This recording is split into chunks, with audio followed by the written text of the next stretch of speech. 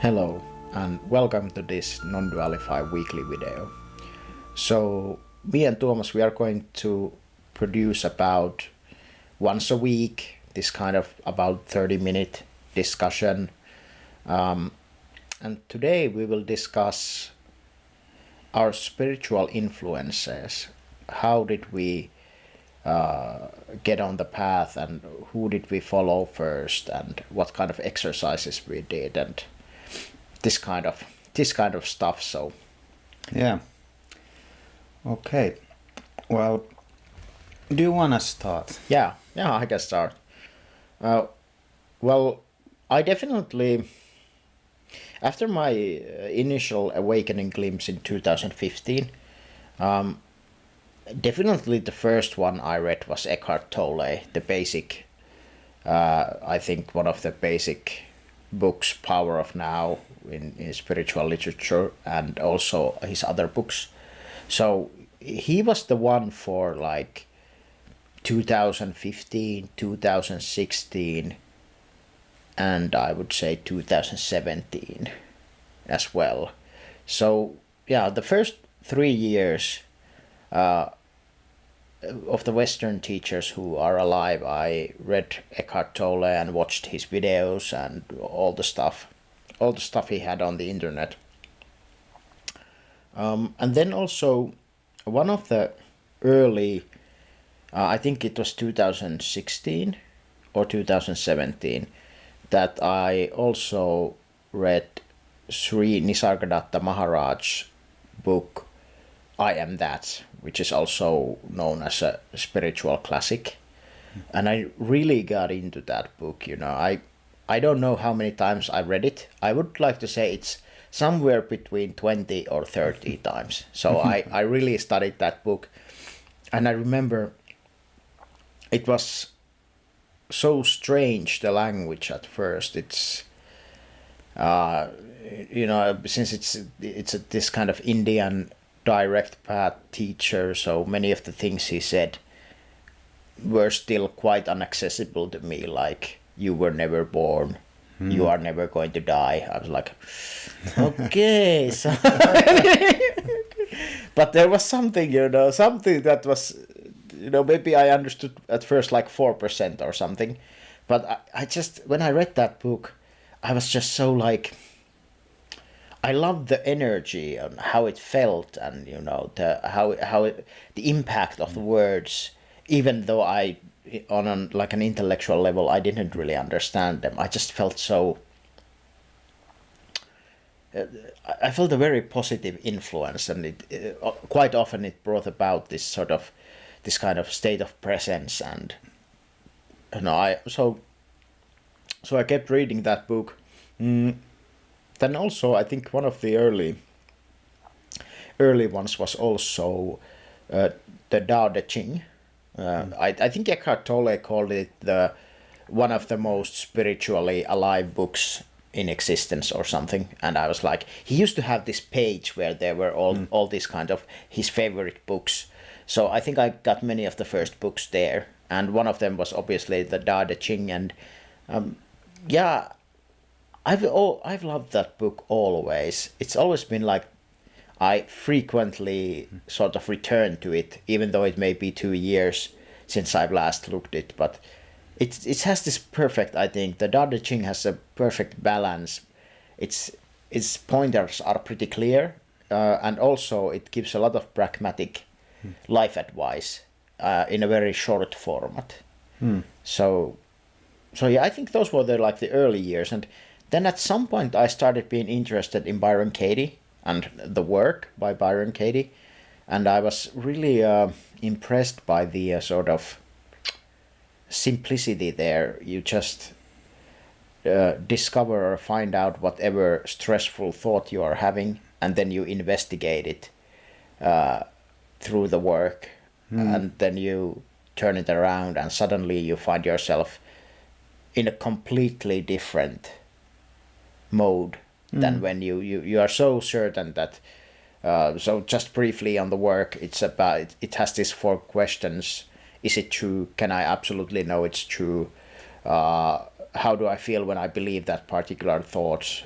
What would I be without that thought? And then it has this turnaround. So you investigate whatever belief that is causing you suffering. For example, that my wife should make food more often or something, and then you go through it and you find kind of clarity to thoughts that you didn't have before, and it always starts with you and ends with you. So I really like that.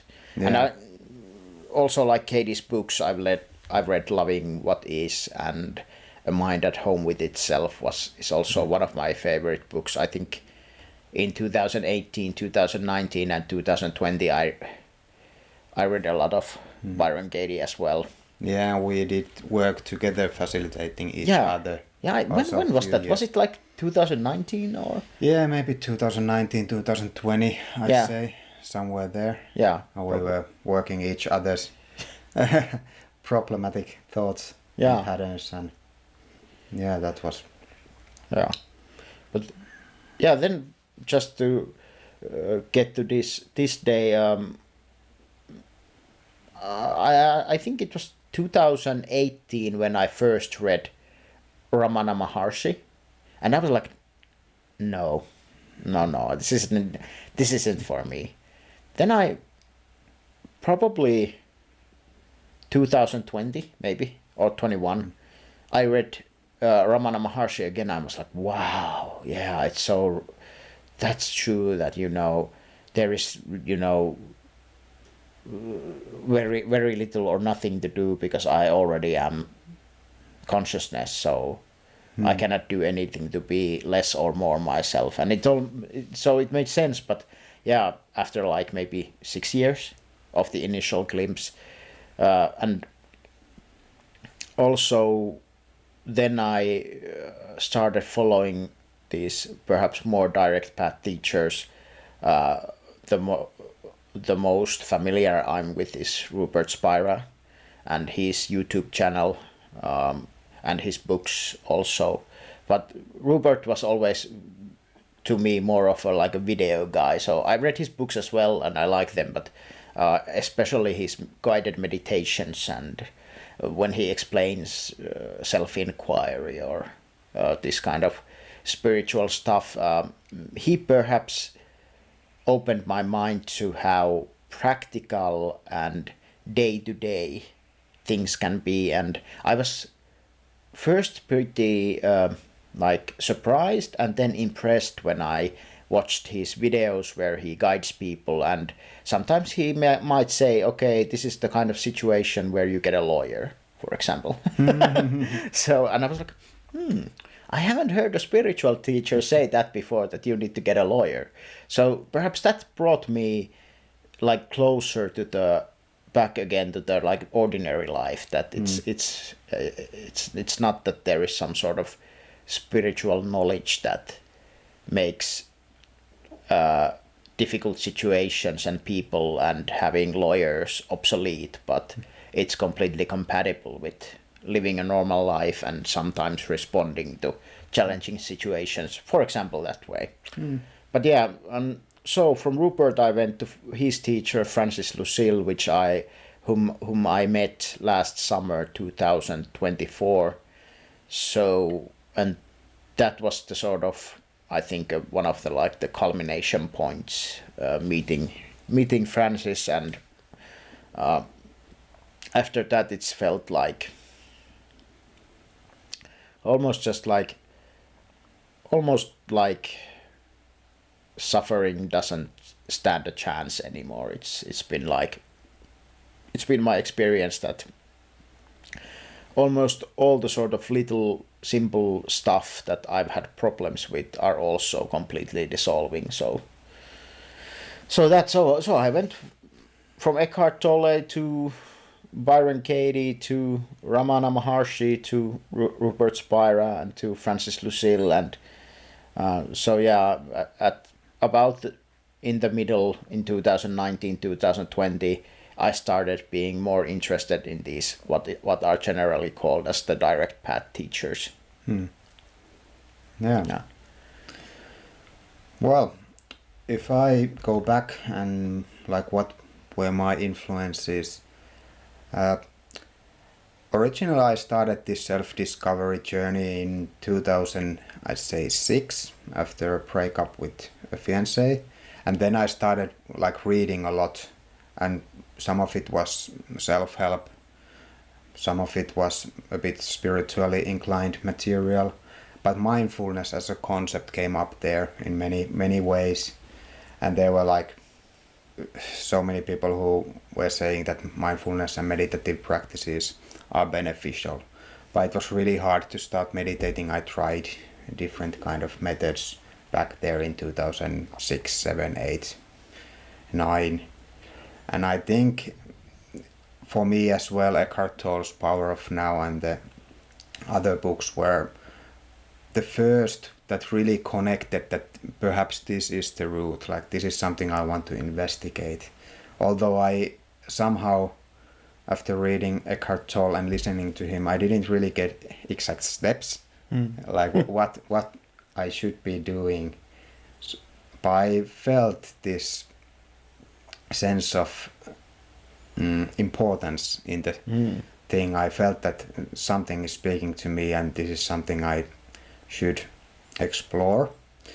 And I'd say there were several years, and in 2014 I felt this need that instead of perhaps reading or learning, I need to make it like a daily practice. And that was kind of a tipping point for me, and I turned most of my efforts and time to practicing, doing some practices. I started to do different kind of trauma release practices. Then at one point I started to do a mindfulness course. It was like this mindfulness based stress reduction course, 8-week course, and that kind of opened the mindfulness and meditative practices for me. In the 8 weeks I think I missed one day, but other than that it was like 40 minutes every day. And from there I started this meditation teacher training by this Vedic organization, where I started to do different kind of meditative practices, for example mantra meditations, also mindfulness or present moment awareness exercises. And those, after doing a few weeks, I'll notice that actually it's not that hard to have a consistent practice. And I kept on doing that for a couple of years, and in the meanwhile I was reading. I didn't have per se a specific teacher. I was just reading a lot of different kind of material, and at the same time I was also getting more into integral theory by Ken Wilber, and these states of consciousness was one of those 4 quadrants he talks about. So I started to also look into the neuroscience of what is nondual awareness, which is one of the states he mentions, and kind of started to do a lot of different kind of practices. For example, Byron Katie's The Work was one of the aspects of shadow work I took on. Then I had meditation, and after about a year of doing this Vedantic mantra based meditation habit, which started with the meditation teacher training in, I'd say it was actually maybe 2015 or so, I was still feeling that things are getting a bit better, but the progress doesn't really feel that I didn't feel it was doing enough. So then I started to look into different kind of systematical approaches to awakening, and I stumbled into this guy called Dr. Jeffrey Martin, who had this Finder's course, which was like a 3-month exploration, like a pragmatic approach to doing different kind of meditative practices, direct pointing practices, with the end goal of getting somewhere in the awakening continuum. So in that, I was in those 3 months, I think I tried or explored like 20 different kind of meditative practices and direct pointing practices. I think now that I remember, Rupert Spira's methods were, like his teachings were part of it. There was a lot of different influences. But I think in 2019, when I, with Finder's course, I had the awakening, the initial awakening. After that, I think Ramaji has been the biggest influence on me. He's an American guy, and he has written several books. Many of them are Ramana Maharshi influenced, self-inquiry based. And he also has this LOC map, which stands for levels of consciousness. And he can energetically kind of tune into different kind of practitioners and give an assessment of the level of consciousness, and well, anyone's free to interpret it the way they want.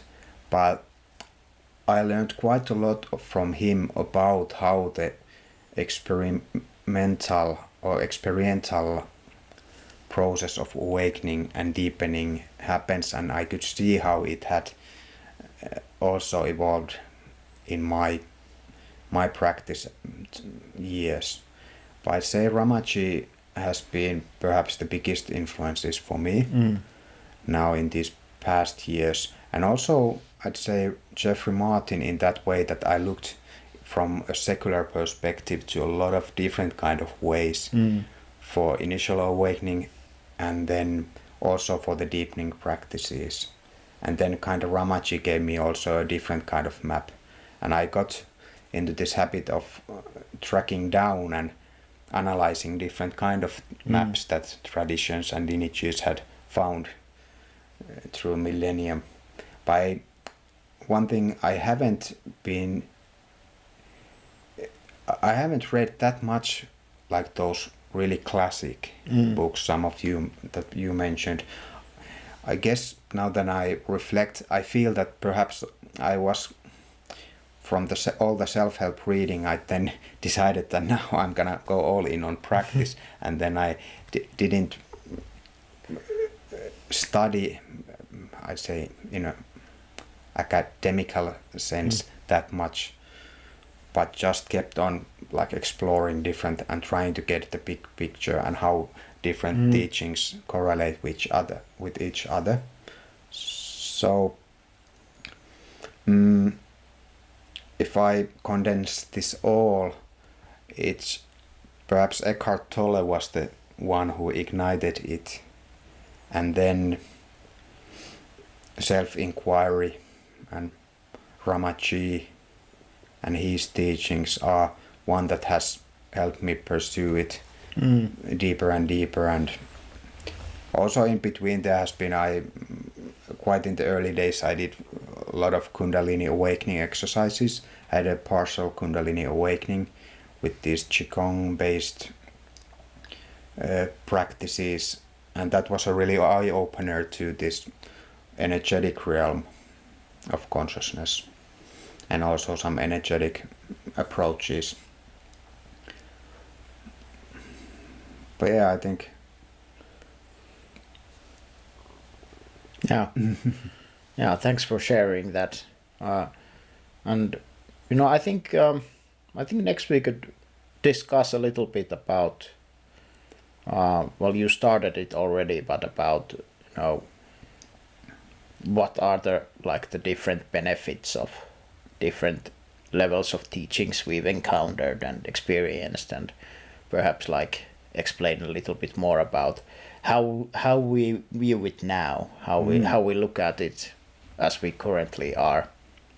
Yeah, definitely, since, well, we both can see Eckhart Tolle as someone who was articulating it quite clearly Yeah. these teachings. Yeah. And yeah, for me, I think the most important aspect has been that simply follow what feels right in the moment. And I really did that, because if I felt that I want to read I Am That 20 times, then I did that.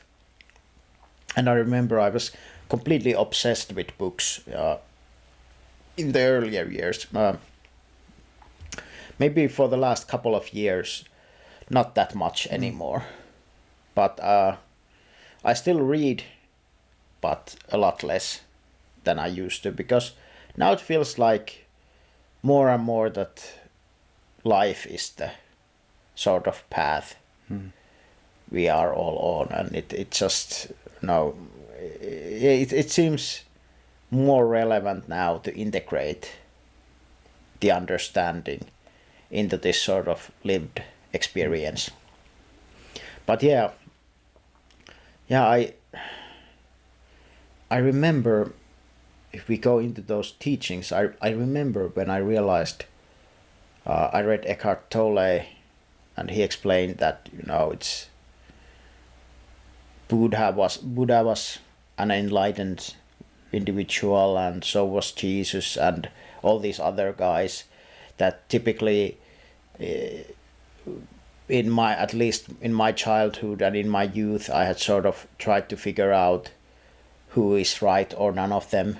And it was really helpful just to have someone outline the sort of basic picture at, don't worry, these are all good guys. Yeah.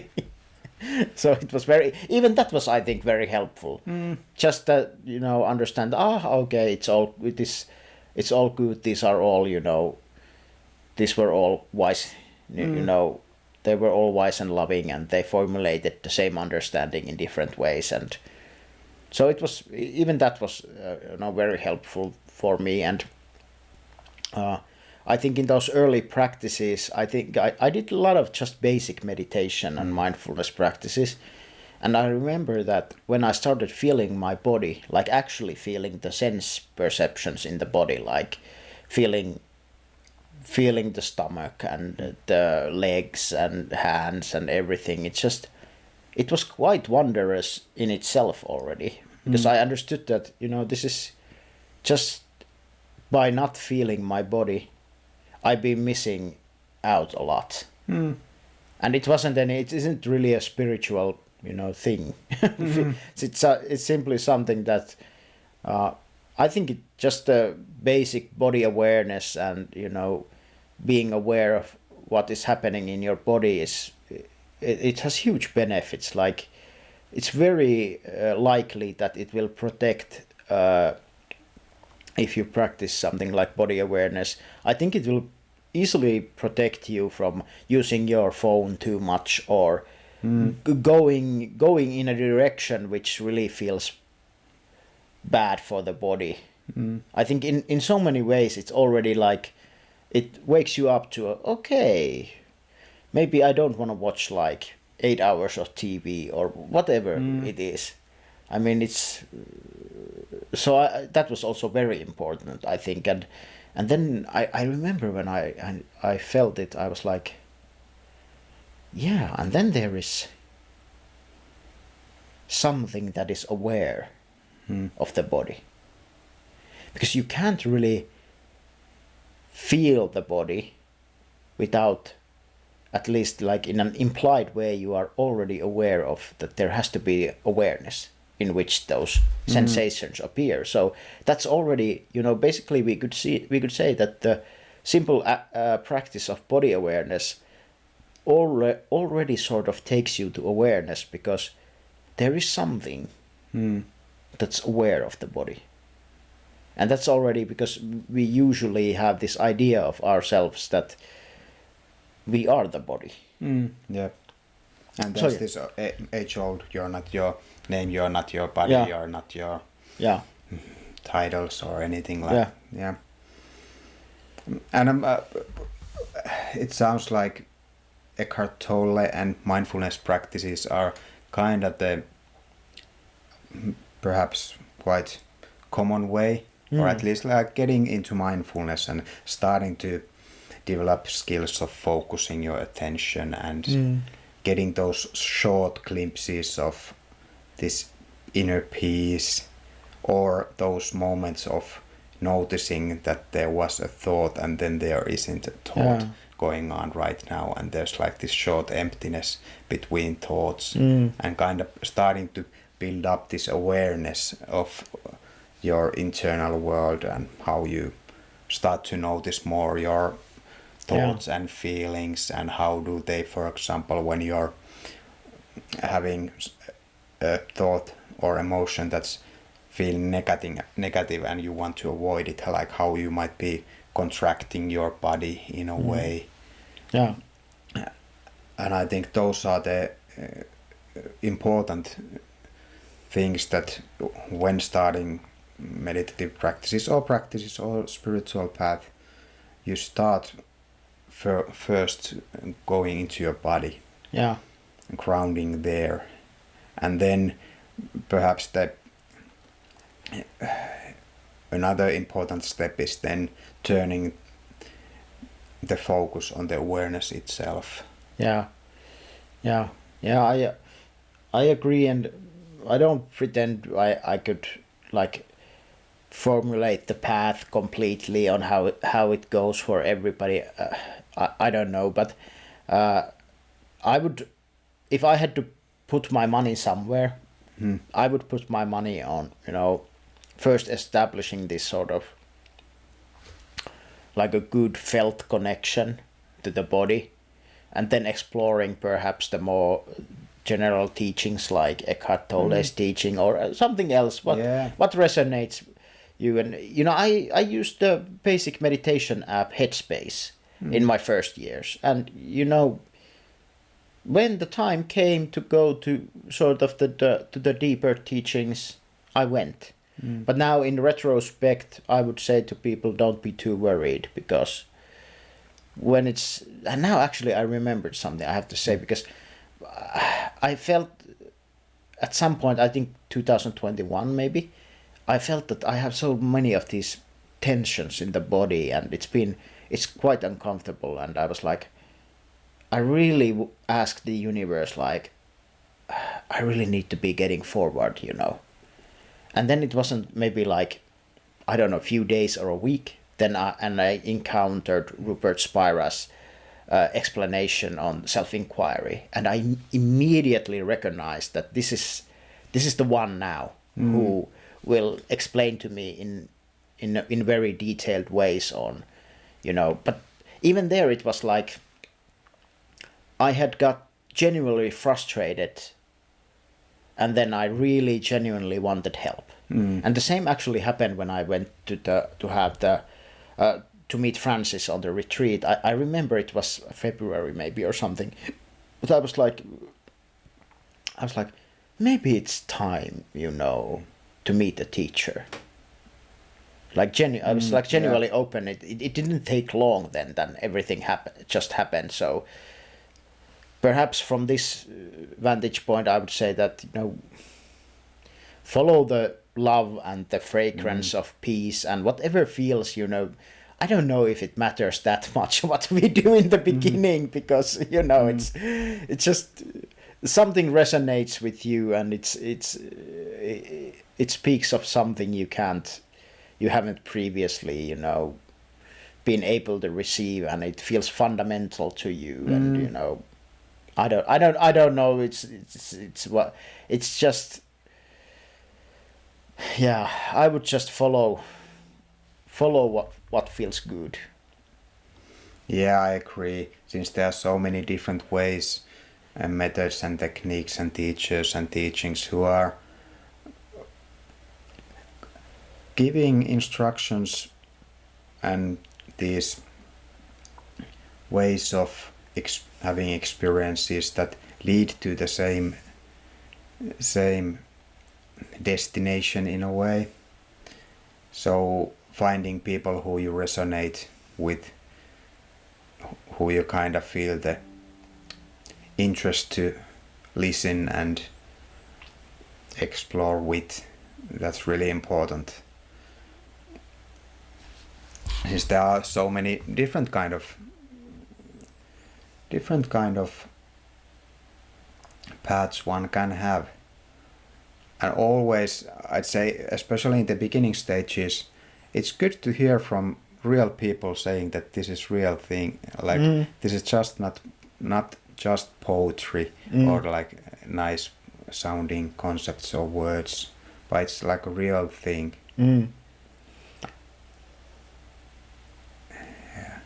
Yeah, I agree. It's important to get encouragement, and you know, I guess for me I also, of course, followed the teachers who I felt I could trust. There was something about them that just felt right. But yeah, I think this is a pretty good